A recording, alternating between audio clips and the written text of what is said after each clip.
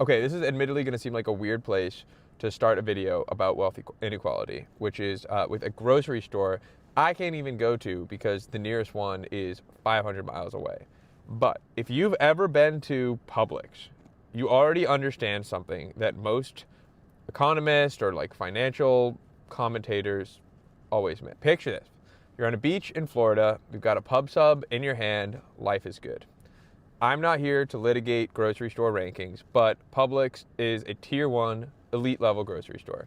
And it's not just because of the subs. It's because every single person working there owns a piece of the company.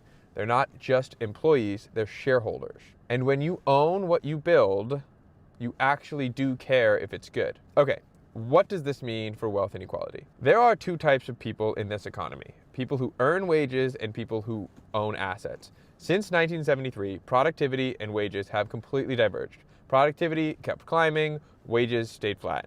So where did all that extra value go?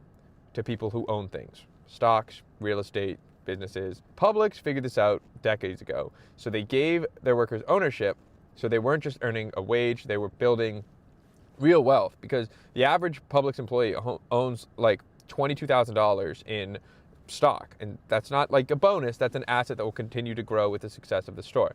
The gap between growing productivity and flatlined wages wasn't left uncaptured. It went to the asset holders.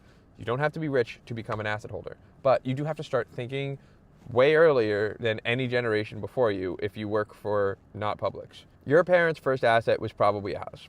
That door closed for a lot of us because of how expensive they are. But ownership didn't disappear. The entry point just moved to like stocks or equity or ESOPs in a company, because every productivity gain in this country has, well, not every, but most have gone to people who own assets, not people who earn wages. So you can be on either side of that line.